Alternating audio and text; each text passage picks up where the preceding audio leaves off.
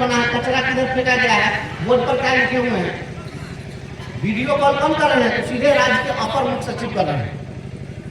पहली बात, किसी से आपकी जो बात हो रही है उसको रिकॉर्ड करना यह अपने आप में क्राइम है। या क्राइम है कि नहीं बताइए? तो आईएएस है, हम तो बहुत आईएएस हम तो नहीं है, लेकिन वो आईएएस है तो उनको तो इन्फॉर्मेशन पता होना चाहिए। तो वीडियो रिकॉर्ड करते हैं और उसको रिकॉर्ड करके सोशल मीडिया पर वायरल करते हैं, ठीक है। उसको दिखाना चाहते हैं सस्ती लोकप्रियता का हथकंडा है। और आज तक ये लोग नहीं दिखाया, वो लोग वीडियो कॉल करके दिखाता कि सचिवालय में क्या हो रहा है। कोई दिखाता है सचिवालय में क्या हो रहा है? कोई नहीं दिखाया। तो ये अपना नहीं दिखाएंगे, आपका देखेंगे। सबका खोबरा देखना चाहते हैं और क्या देख करके करेंगे क्या? तो ये सोचिए कि किसी हम तो अपर मुख्य सचिव जी से मिलेंगे तो हम उनसे पूछेंगे कि वो IIT किए हुए और IIM भी है। IIT और IIM दोनों योग्यता उनके पास में हमको पता है। इसके बावजूद हम दावे के साथ कह सकते हैं कि जिस दिन उनकी शादी हुई होगी, अगर ये IAS बनने के बाद भी अगर शादी हुई होगी तो ये जिस दिन अगर 10 को बड़ बुजुर्ग आते उनके बरकहारी के लिए उनके दूरा पर पहुंच गया होगा और उनको सामने बैठा दिया होगा कि बउआ आओ तुमका तरफ से सवाल जवाब करेंगे, तो उस समय वो भी खत्म आता है। क्या मैं सही बोल रहा हूँ कि नहीं बोल रहा हूँ? बताइए सच्चाई कौन सी बात है कि अगर 10 लोग सामान्य बुजुर्ग भी आकर के बैठ जाए और कितना पढ़ के लड़का IIT करके और IAS पास करके आ गया है बैठा दीजिए, तो उसके भी मन में भय पैदा हो जाए। और राज्य का अपर मुख्य सचिव किसको फोन कर रहा है, वीडियो कॉल कर रहा है, तो एक किसी को फेस नहीं किया, सामान्य शिक्षक है, छोटा बच्चा को और फेस कर रहा है। अभी तक किसी का हार्ट अटैक नहीं हुआ, यही बहुत बड़ी बात है। शिक्षक कोई मर भी जाएगा डरे सचिव क्यों?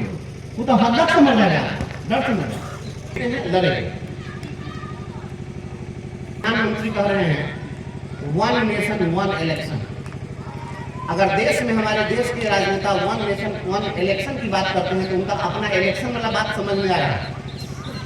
आम आदमी को शिक्षा से मतलब है, तो शिक्षा क्यों समझ में नहीं आ रहा है? मैं मांग करता हूँ इस देश के अंदर में अगर वास्तव में देश को आप विकसित बनाना चाहते हैं और देश के समाज के निचले पायदान के लोगों को आप आगे लाना चाहते हैं तो इस देश में समान शिक्षा प्रणाली लागू करिए। एक देश, एक वोट, एक सिलेबस, एक किताब, एक स्कूल, एक शिक्षक, एक व्यवस्था आप लागू करिए। रानी की हो या हंगी की संतान, सबकी शिक्षा एक समान। आप इसको लागू करिए। समान शिक्षा प्रणाली लागू होनी चाहिए, क्योंकि इस देश के अंदर बहुरंगी शिक्षा व्यवस्था चल रही है।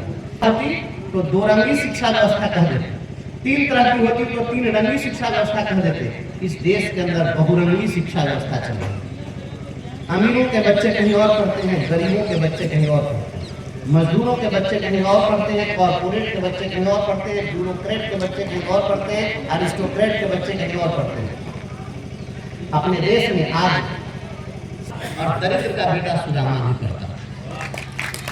जब दरिद्र का बेटा सुदामा पढ़ेगा और उसके साथ राजा का बेटा कोई राजकुमार पढ़ेगा और फिर वही राजकुमार जब राजा बनेगा तो दरिद्र सुदामा का भी दर्द समझेगा।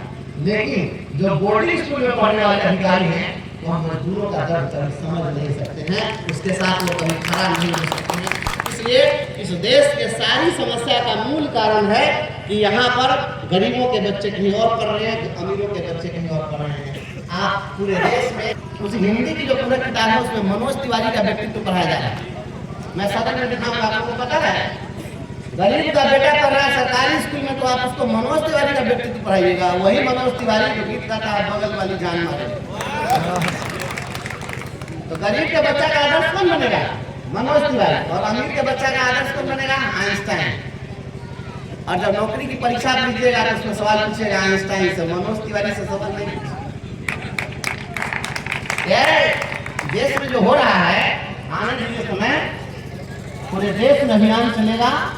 सदन के अंदर तो हम बोलेंगे ही, सड़कों पर भी आवाज उठेगी और जन जन से आवाज आएगी। इसके लिए लड़िए, जाति पाति में मत बटिए। जाति में अगर बटिएगा तो जान लीजिए यही जाति पाति करने वाले जो लोग हैं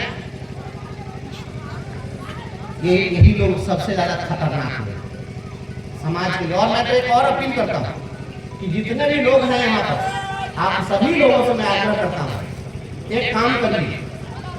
यह बेनीपुरी जी की धरती है, बेनीपुरी जी से सीखिए।